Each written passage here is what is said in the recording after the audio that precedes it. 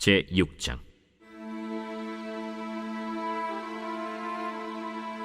그날 밤에 왕이 잠이 오지 아니하므로 명령하여 역대 일기를 가져다가 자기 앞에서 읽히더니 그 속에 기록하기를 문을 지키던 왕의 두 내시 빅다나와 데레스가 아하수에로 왕을 암살하려는 음모를 모르드게가 고발하였다 하였는지라.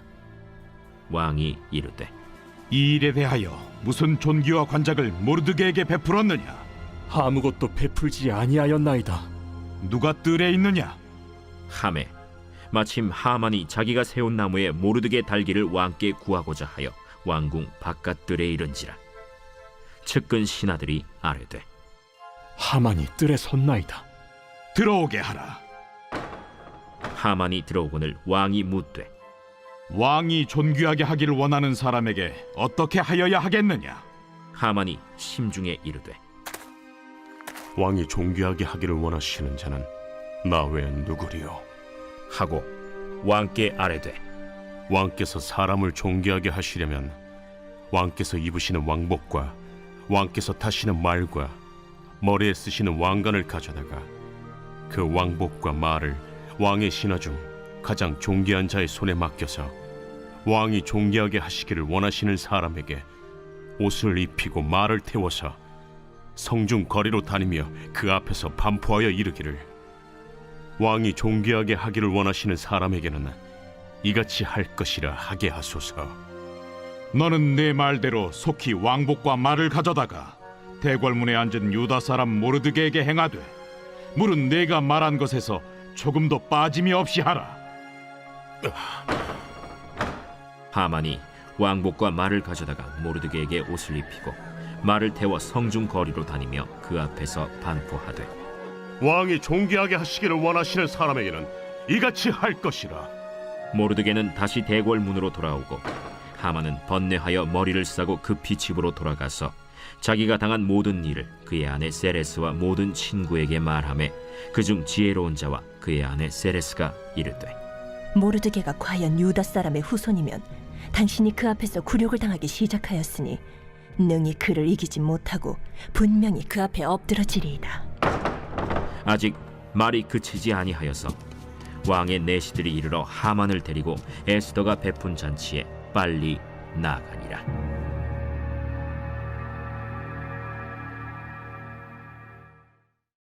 오늘 새벽에도 주님의 보좌 앞으로 나오신 성도들에게 하나님의 은혜와 평강이 함께 하시기를 축원드립니다. 오늘 에스더 6장 말씀 함께 살펴보도록 하겠습니다. 에스더서는 악한 세상에서 그리스도인들이 어떻게 살아야 하는지를 보여주는 성경입니다.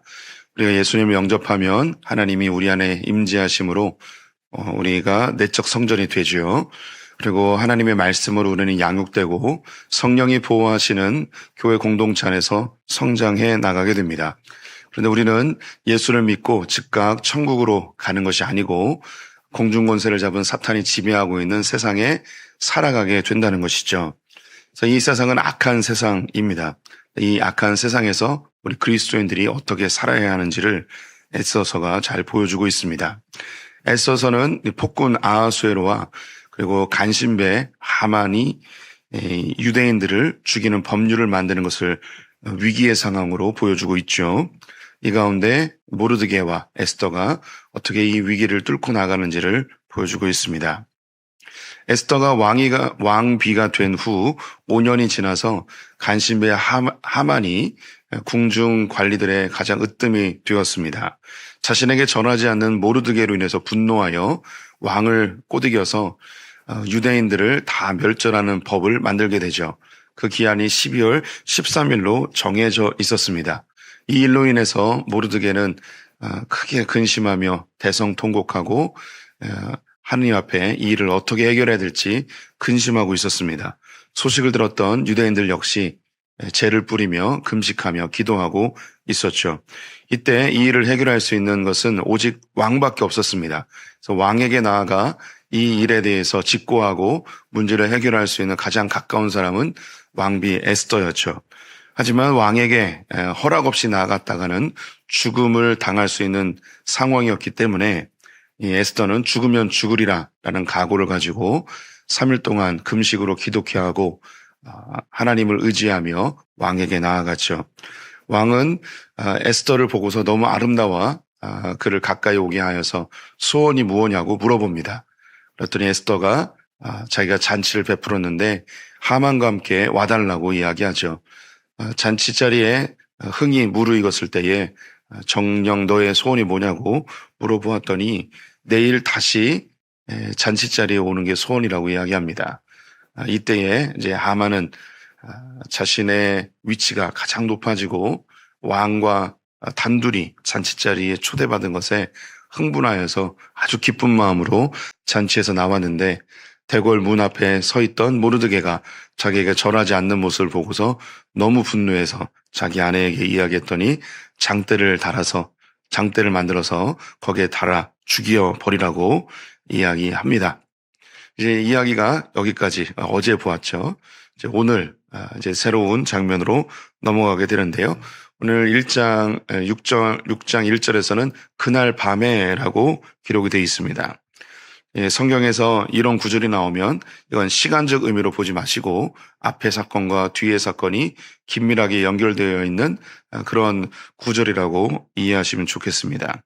네, 오늘 이 상황은 바로 그날 밤으로 이해해도 전혀 무방하죠. 이날 밤에 왕이 잠이 오지 않았습니다.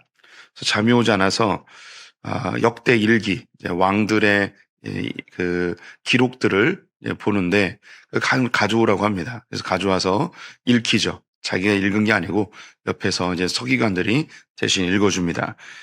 쭉 읽어 나가다가 빅다나와 데레스가 왕을 암살하려고 했던 계획을 모르드게가 자기에게 알려주어서 그 암살 계획이 숲으로 돌아가는 그 장면을 마침 읽게 되었습니다.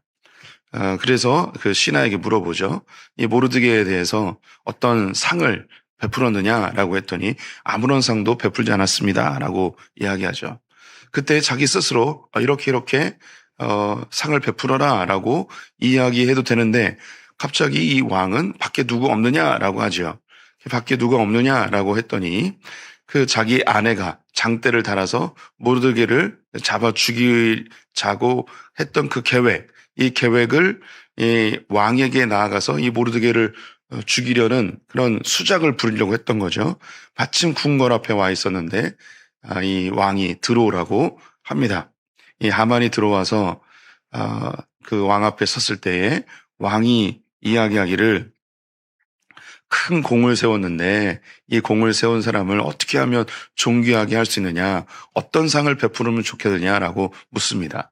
하만은 자기가 마침 왔는데 자기를 불러서 그런 이야기를 하니까 자신에 대해서 상을 주려고 하나 보다라고 착각을 하게 되죠. 그래서 평상시에 자기가 원했던 것을 이야기합니다. 그런 사람이 있으면 왕복을 입히십시오. 그리고 왕관을 씌워서 왕이 타시는 말에 태워서 이 성중 한 바퀴를 돌면서 왕이 존귀하게 여기는 자는 이와 같이 할 것이다 라고 이렇게 선포해 주십시오 라는 거죠. 이것이 하만이 평상시에 생각했던 자기의 마음이에요. 우리가 모르드게와 하만이 갈등이 일어났을 때의 장면을 기억해 보았으면 좋겠습니다.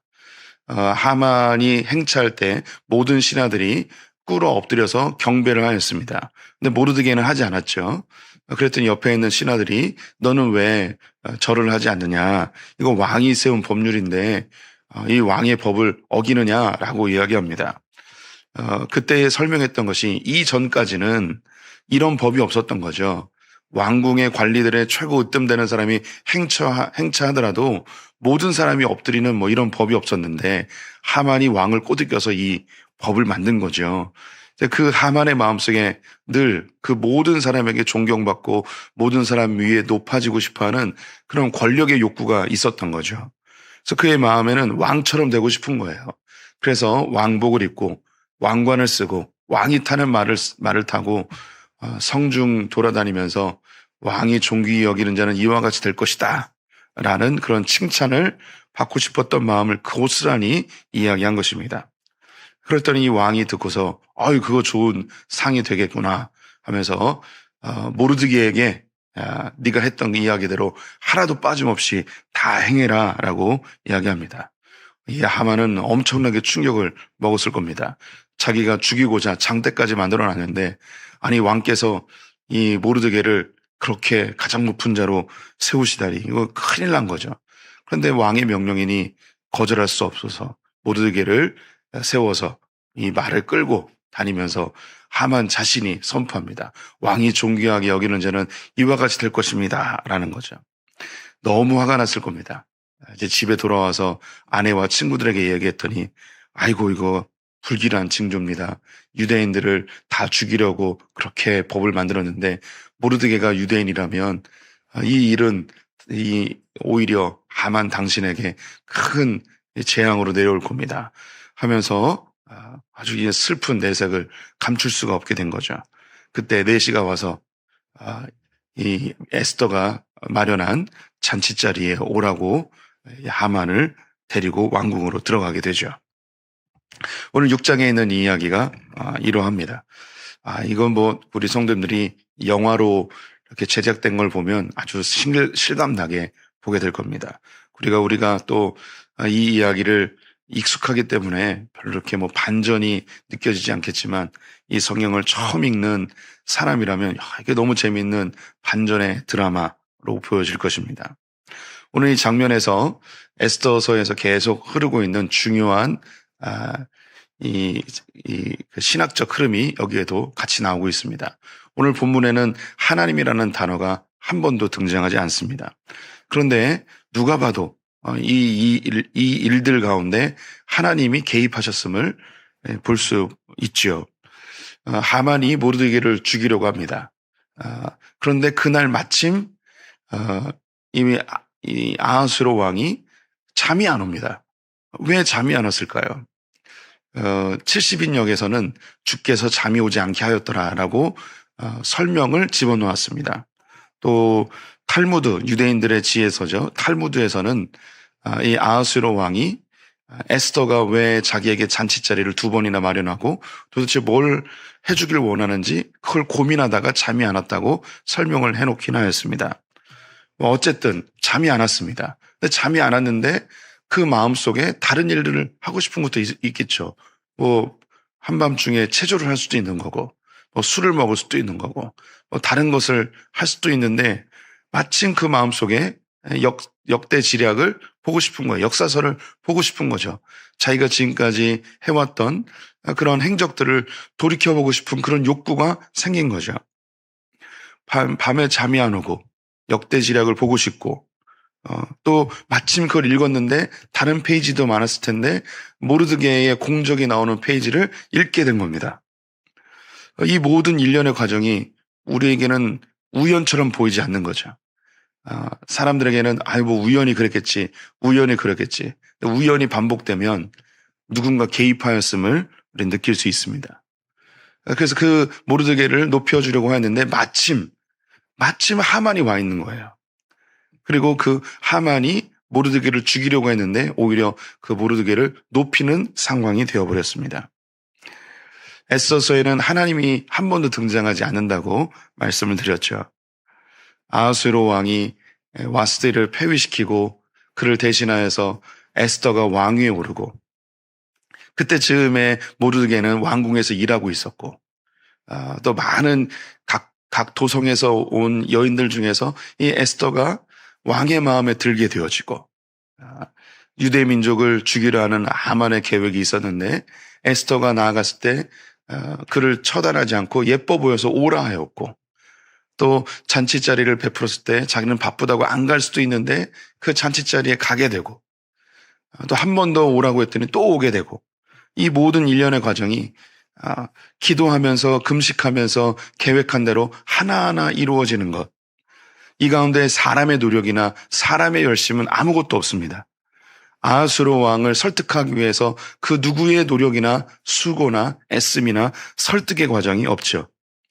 또 모르드게를 죽이려는 그 계획을 물거품이 되게 하기 위한 어떠한 사람의 노력도 또 어떠한 애씀도 존재하지 않습니다.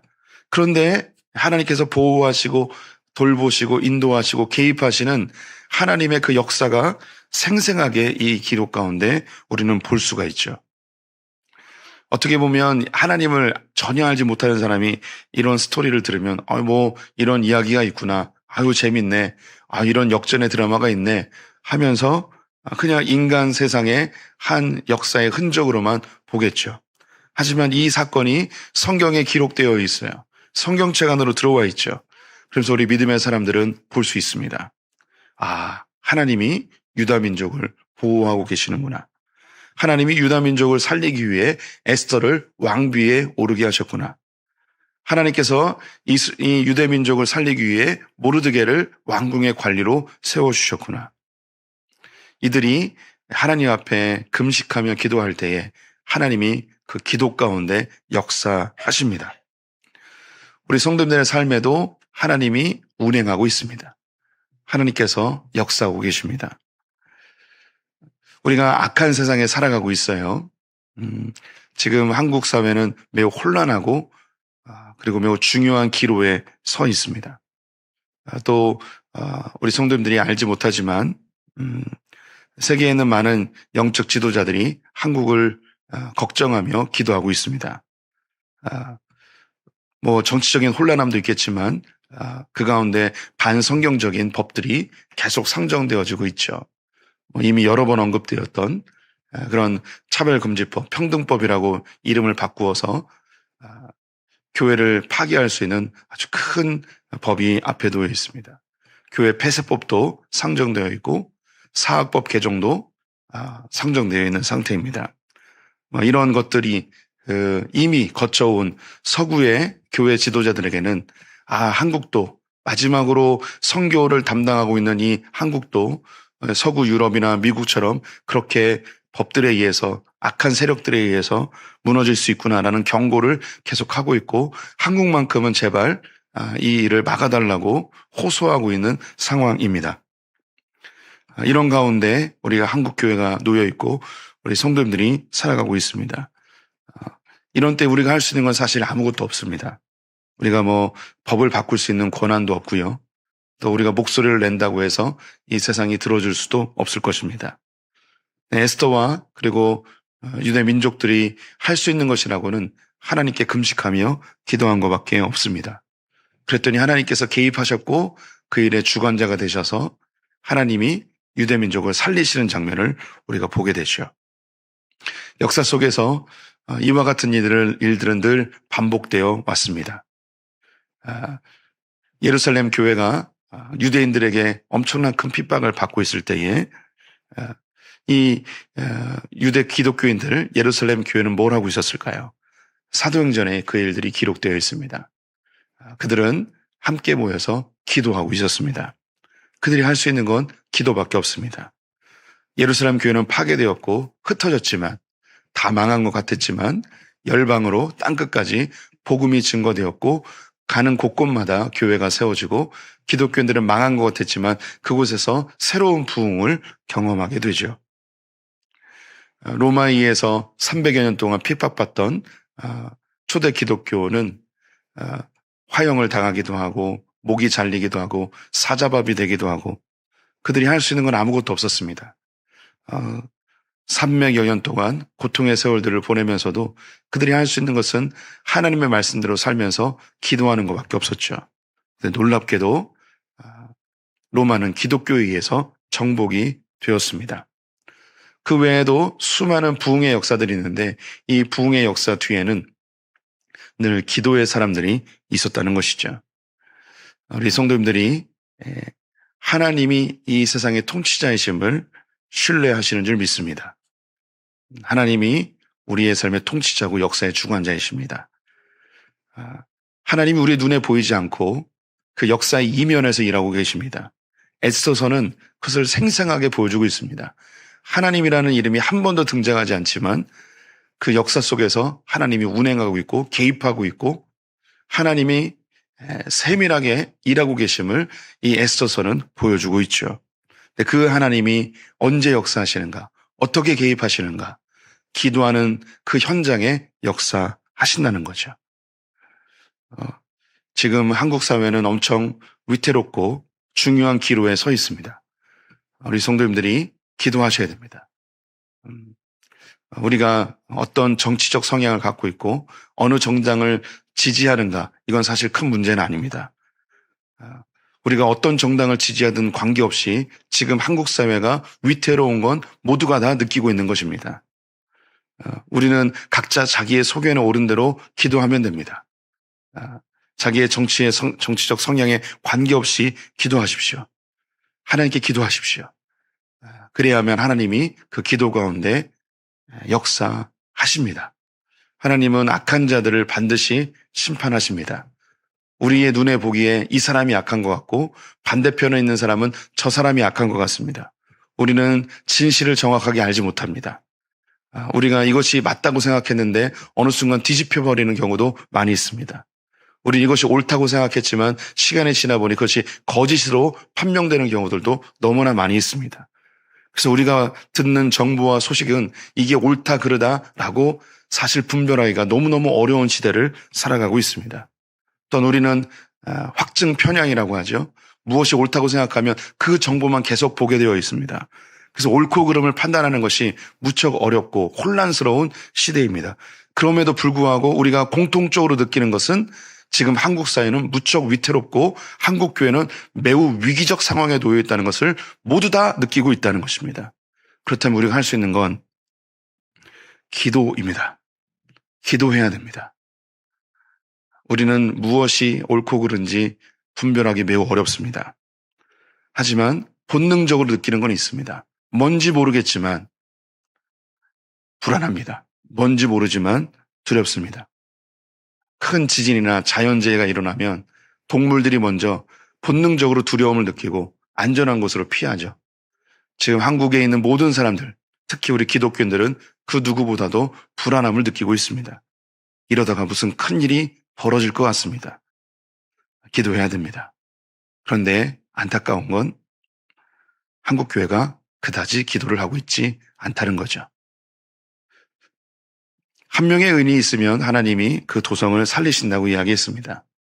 이 새벽을 깨우신 분들이 기도해 주셔야 됩니다. 잘 모르지만 이 상황을 다 해석할 수 없지만 무엇이 참이고 거짓인지 알 수 없지만 하지만 우리는 본능적으로 무엇인가 잘못되어 가고 있다는 걸 느끼고 있습니다. 기도해야 됩니다. 우리 성도님들 한국과 한국 교회를 위해 더욱 기도해 주시기를 간절히 부탁드립니다. 기도하겠습니다. 함정을 파는 자는 그것에 빠질 것이요 돌을 굴리는 자는 돌이요 그것에 치이리라. 하나님, 이 역사의 주관자, 세상의 통치자가 하나님이신 줄 믿습니다. 거짓된 자를, 악한 자를 심판하시고 의로운 자를 구원하시는 주님을 신뢰합니다.